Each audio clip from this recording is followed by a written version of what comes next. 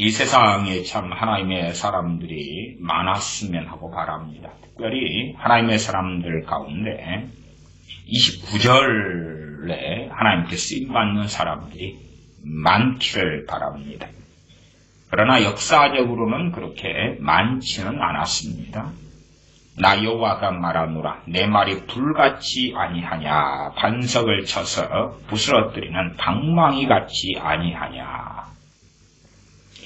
우리가 가진 이 성경에는요, 성의 역사를 담지는 못합니다. 이게 하나님의 말씀인데도 이 하나님의 말씀 안에 놀라운 성의 역사가 담겨 있진 않아요.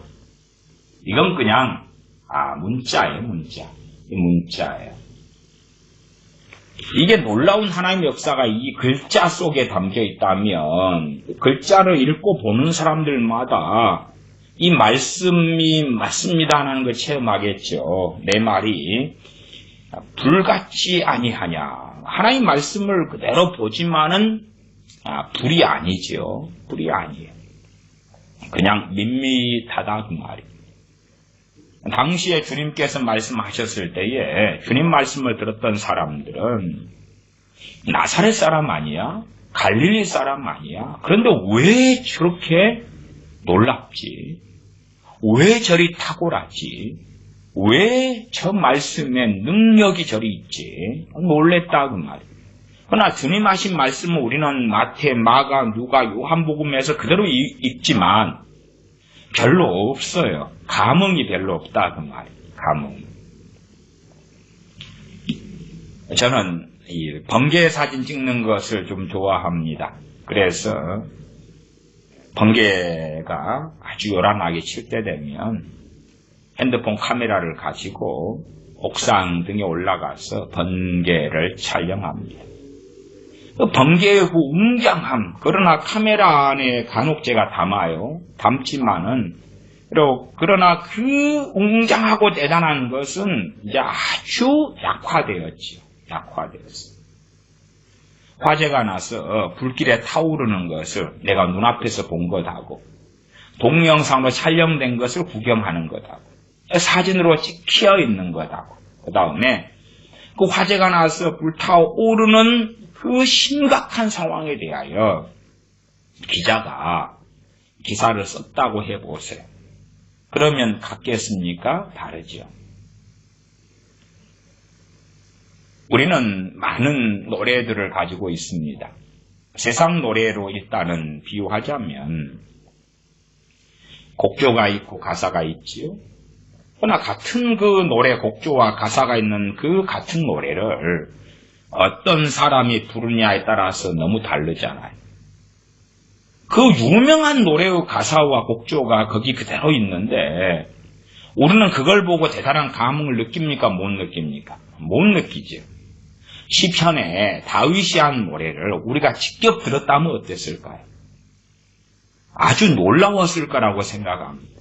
그러나 우리는 다윗이 하는 하프 소리를 듣지 못하고 다윗이 부르는 그 노래를 듣지 못합니다. 그리고 시편에는 담겨 있는데 그 탁월함이 사라지고 없지요. 사라지고 없어요. 같은 노래라도 잘 못 부르는 사람이 부르는 것을 들으면 소음공해라고 그러지 않겠습니까? 이야, 괴롭다. 귀가 고통을 받는다. 그러나 그 노래에 대한 탁월성을 가진 어떤 가수가 부른다면 우리의 마음은 너무 좋아서 요동칠 거예요. 귀가 정화되고 스트레스가 풀리고 마음에 기쁨을 얻고 그럴 수 있다는 말이에요. 같은 그 쇼팽의 무슨 노래를 부른다, 무슨 그 오케스트라가 연주한다 그럴 때에 정말 탁월한 그러한 악단이 연주하는 걸 듣는다면 그런 부분에 상당한 기호를 가진 사람들은 얼마나 놀라운 시간을 가지는지 모릅니다. 그러나 잘 맞추지 못하는 사람들이 모여서 시끄러운 소리만 내는 그러한 교향곡을 연주한다. 그러면 참 기분 나쁘고 불쾌할 수도 있다 그 말이에요. 과거에 무디 선생님과 함께 사역했던 복음성가 가수라 일컬어지는 생키 같은 경우는 하나님의 찬양을 부를 때에 그걸 듣는 사람들의 마음이 뜨거워지고 회개가 일어나고 그리고 통곡하며 엎드리는 큰 놀라운 것이 있었어요.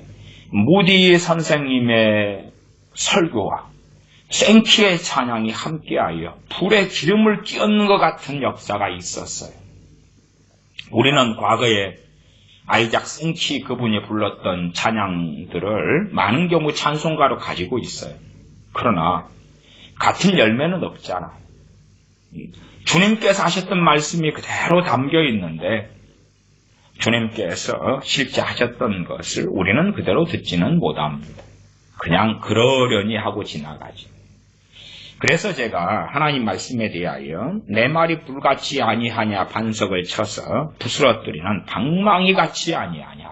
그런데 우리는 그걸 잘 못 느껴요. 잘 누리지 못하고 체험하지 못합니다. 그냥 방망이가 아니고 아무것도 아닌 것을 느끼고 경험해요. 아무것도 아닌 거예요. 그래서 성경을 읽다가 성경은 최고의 수면제다. 그렇게 말하는 정신과 의사들이 있습니다. 반 농담 반 진담입니다만은 불면증 때문에 정신과에 가서 약을 타는데 약도 더 이상 안 듣는 단계가 왔다 그래요. 그때 정신과 의사와 나도 불면증이 있는데 내가 잠드는 내 약을 알려드릴게요. 그리고 제시했던 것이 성경책이다. 성경책을 몇 장 읽으면 잠이 온다 그 말. 잠이 와. 그러면 참 불면증에 좋은 치료약이다. 그러는 것이지요. 말씀 읽다가 주님을 만나게 되는 것이 아니라 말씀 읽다가 잠이 온다 그 말이에요. 검은 것은 글자고 흰 것은 종이다. 내 말이 불같이 아니하냐. 반석을 쳐서 부스러뜨리는 방망이같이 아니하냐. 우리가 예레미야 23장 29절을 통해 이 말씀을 보지만 어디에요? 어디에? 그렇게 느끼죠. 시내산 위에서 말씀하셨을 하나님 아버지께서 시내산에 임하셔서 말씀하셨는데 그걸 듣는 사람들은 우리가 두렵습니다. 하나님의 직접적인 음성을 듣지 못하겠습니다. 그러니 모세 당신께서 전해서 우리에게 전달해 주십시오. 들어서 전달해 주세요. 우리가 그대로 따를게요. 하나님의 직접적인 저 음성을 듣는 건 너무나 무서워서 가능하지 않습니다. 아이들 동화책을 보면은 호랑이 이야기가 종종 나오지요. 호랑이가 어떻게 합니까? 동화책을 보면 어흥 돼 있죠. 어흥. 이것을 이제 읽어주는 아빠들이 흉내를 잘 내면 아이가 기겁을 하겠죠. 그러나 그냥 밋밋하게 어흥 하고 지나가면. 그래서 드라마든지 영화든지 배우를 잘 뽑으려고 그러죠. 정말 현실감 있게 박진감 있게 같은 대사인데 그 대사를 표현을 얼마나 배우가 잘하느냐. 그 배우를 뽑으려고 애를 쓰죠. 인물도 좋고 그 다음 표현도 연기력도 좋은 그 배우를 뽑으려고 오디션을 보고 막 하잖아요. 그냥 어흥이냐 아니면 정말 호랑이가 그 울부짖는 어흥의 소리냐 다를 거 아닙니까? 하나님께서 예레미야 23장 29절에 말씀하는 건 정말 그 입에서 나오는 말씀을 이야기한 것입니다. 하나님 입에서 나오는 말씀, 십계명 같은 말씀이 고스란히 있어도 우리는 두렵지 않잖아요. 무섭지 않잖아요. 불 가운데 임하여 말씀하시는 하나님의 그 말씀을 직접 듣는 게 아니잖아요. 그냥 기록된 것을 읽는 거예요. 그러면 하나님의 말씀을 들을 때 우리는 충격은 별로 없어요. 충격은 별로 없어요. 아이작 생키가 찬양을 했을 때에 우리가 그 현장에 있었다면 느끼는 건 너무나 달랐을 거예요. 그러나 우리는 이제 그가 불렀던 찬송 가사와 곡은 있어요. 그리고 그걸 부르는 많은 크리스천들 또 찬양 가수도 있습니다만은 아이작 생키가 했던 그 찬양의 그 놀라움 속에 들지는 못하지요. 역사적으로 무디 선생님 같은 경우에 말씀이 얼마나 놀라운지 모른다 그래요. 그러나 우리가 무디 선생님의 설교했던 것이 받아 기록되어진 설교집도 좀 있어요. 그러나 그걸 읽었을 때에 감흥이 없어요. 그냥 지나가요. 그냥 지나가. 대단하지 않아요. 탁월하지 않아요. 하나님께서 직접 하신 말씀도 기록된 게 이렇게 있는데, 근데 대단한 게 없게끔 보이지 않아요. 물론 하나님 말씀은 영원한 진리지요. 읽을 때에 우리가 막 충격을 받아 쓰러지고 넘어지고 그러지 않는다 그 말이에요. 요한계시록에 보면 사도 요한조차도 천사가 말할 때 엎드러지고 거꾸러지고 그렇습니다. 그런 판이에요. 그러나 그것이 기록된 걸 보는 우리는 별것 없다 그 말이에요. 천사가 했던 말이든 직접 우리의 주님 되신 그리스도 예수님께서 하셨던 말씀이든 아버지께서 하셨던 말씀이든지 간에 그럭저럭 하고 지나가는 것입니다. 그러니 사실은 하나님에 대한 두려움을, 하나님에 대한 경외를 가지지 않는 많은 사람들이 존재하게 되지요. 제가 스펄전 목사님의 책을 한 권 설교집인데 19편 스펄전 목사님의 설교가 이렇게 기록된 책을 하나를 옆에 두었습니다. 2003년에 번역돼 출간됐는데 회심을 위한 불같은 외침, 그래서 전도 설교 19편이 엮어져 있는 책입니다. 스펄전 목사님의 생애가 1834년에 태어나서 1892년에 돌아가셔서 58세까지 사역을 하셨던 분이지요. 그분의 일생을 이 설명란으로 제가 스펄전 목사님에 대한 전기도 여러 시간에 걸쳐서 전해드렸습니다. 이 설명으로서 조금 읽어드리면 1834년 6월 19일 스펄전은 영국 에섹스의 켈베돈에서 독립교회의 목사였던 존 스펄전의 아들로 태어났다. 그는 가정 형편 때문에 생후 14개월 되던 때부터 약 5년 동안 역시 목사였던 할아버지 제임스 스펄전의 슬하에서 양육받았다. 목사님으로 사는데 자식을 키울 정도의 형편이 안 된다 그 말이에요. 안 돼. 아니 할아버지 목사님 밑에서 이제 지내게 된다 그 말이에요. 실제로 하나님의 종으로 산다는 건 그런 거예요. 요즘에는 그렇지 않지요. 교인들을 지어 짜서라도 잘 먹고 잘 살려는 목사들로 가득해졌습니다. 이 무렵 스펄전은 할아버지의 서재에서 존 버년의 철로 역정과 존 폭스의 순교 열전을 읽게 되었고, 훗날 부모 곁으로 돌아온 후에도 방학 되면 할아버지 집에서 존 오웬이나 리차드 십스, 존 플라벨 같은 청교도 거장들의 책에 심취하여 읽게 되었다.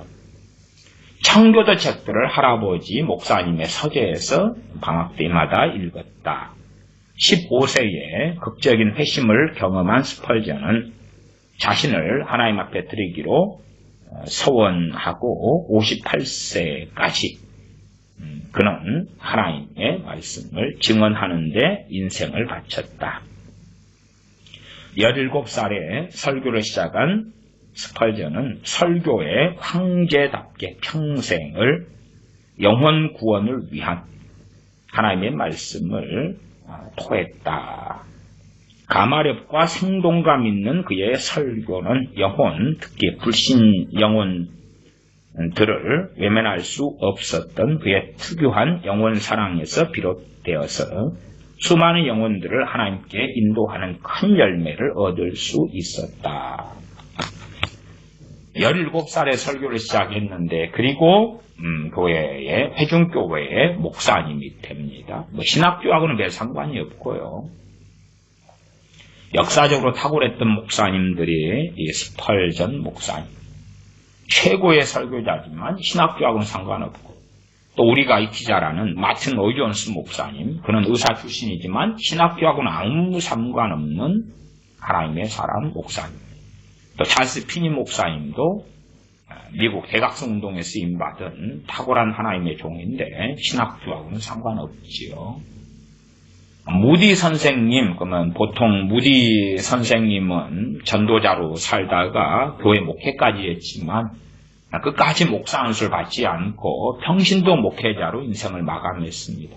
저는 물론 무디 선생님이 무디 목사님으로 불려도 당연하다 그렇게 봅니다만은 어쨌든 본인은 목회까지 하시면서 설교자로 전도자로 사셨지만 그냥 한 사람의 크리스천 평신도로 끝까지 남으신 케이스이기 때문에 그분을 존중해서 무디 선생님 그렇게 호칭합니다.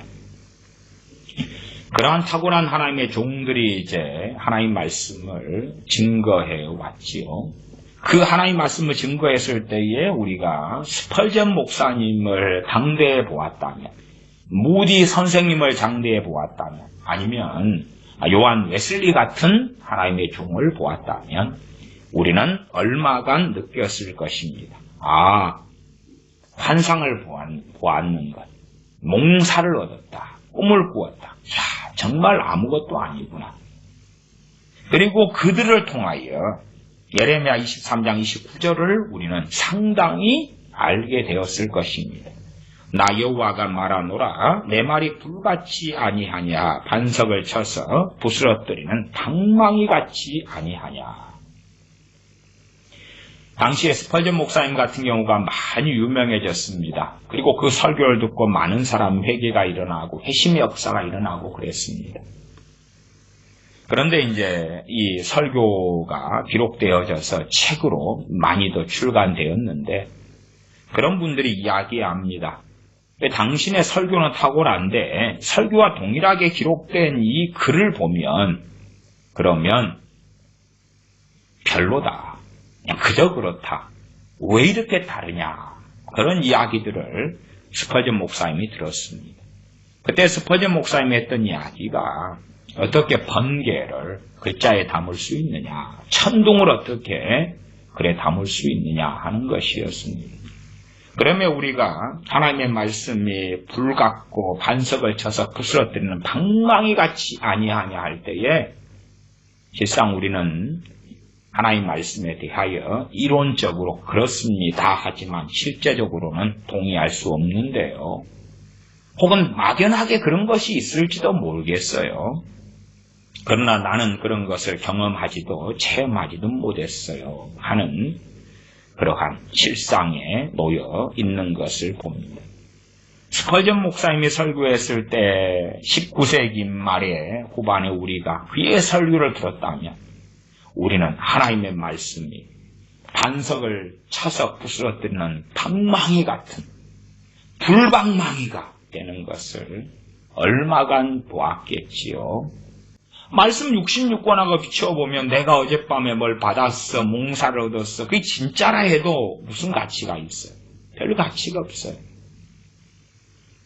그리고 몽사를 내 입으로 말해요. 말하지만은 그분의 기름 부음이 없어요. 스펄전 목사님 같은 기름 부음, 무디 선생님 같은 기름 부음, 요한 웨슬리 같은 기름 부음이 없다 그 말이에요. 제가 서두에 이러한 말씀의 종들이 많이 일어나기를 바란다 하는 것은 이쪽 계통의 기름 부음을 받은 하나님의 종들이 많이 있게 되기를 바란다 하는 말씀을 드린 것입니다.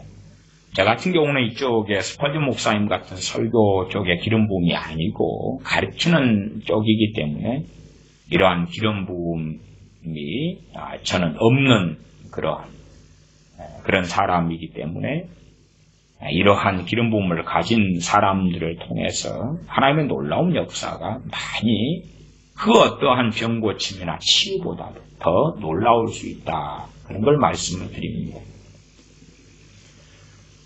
마지막 때 돌아가시기 전에는 신사독의 통보가 좀 어울려서 좋지 않았는데 그러나 전반적인 사역에서는 하나님께 크게 쓰임받았던 라인하르트 본케 목사님 같은 주의 종이 있지요. 그분 같은 경우도 스펄전 목사님보다는 저는 안 봤지만은 좀 못하다. 그러지만 본캐 목사님의 설교를 그의 뜨거웠을 때 한 40대, 50대, 그리고 60대 언제까지의 설교를 제가 수십 편을 가지고 있거든요. 그런 입장에서는 그래도 그까지는 근접하지 못해도 이 정말 뜨거운 불 같은 설교들을 짧은 시간이지만 토해내는 것을 봅니다. 또 우리나라에도 지금 유종의 미를 거두고 있지 못하지만 조용기 목사님 같은 경우가 그의 한 80년대, 70년대 설교들 가운데는 이 불이 있었던 것을 보아요. 그분의 인생과 삶 속에 전도자로서 끝까지 살아가시고 사명을 다했다면 그러면 정말 좋았을 것이다. 전도자로서 하나님 앞에서 살면서 이 뜨거운 하나님 말씀을 증거하면서 하나님의 쓰시는 불같은 방망이가 되었다면 좋았을 것이다. 그쪽 부분에 은사와 기름 부음을 조 목사님 같은 경우는 좀 가지고 계셨던 그런 경우입니다. 물론 지금은 그 대부분의 것을 소실하고 그건 찾아보기가 어렵습니다만은 최소한 1980년대에 조용기 목사님의 설교들을 듣는 경우라면 굉장히 많이 그러한 얼마간의 불같은 방망이 같은 그러한 것을 맛배기라도 좀 볼 수가 있다. 대한민국의 역사 또한 교회사 속에서는 그러한 종들이 거의 없었고 일제시대에 조금 얼마 계셨던 분도 계시고 그렇지요. 정말 하나님께서 역사하셔서 내 말이 불같이 아니하냐 반석을 쳐서 부서뜨리는 방망이 같이 아니하냐 그런 종들이 많이 나와야 됩니다. 그러나 요즘에는 내가 몽사를 얻었다, 몽사를 보았다 그런 사람들만 아주 너무나 많은 그러한 시대가 되었습니다. 내 말이 불같이 아니하냐 반석을 쳐서 부스러뜨리는 방망이 같지 아니하냐.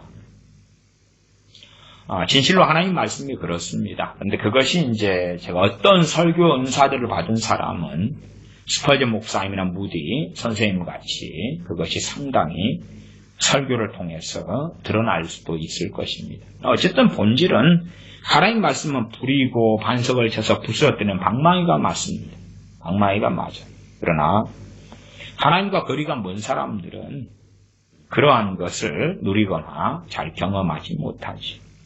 하나님을 찾는 사람들이 구하는 사람들이 성경을 볼 때에 어떨 때 이 하나님 말씀이 그들에게 불이 되고 그들의 죄를 부수어뜨리는 방망이가 되는 것을 경험하는 사람들이 간혹 있습니다. 간혹 있다는 것은 하나님을 참으로 구하고 갈급하고 갈망함으로 하나님 말씀을 상고하는 사람들이 그만큼 적다 그런 반증이 됩니다.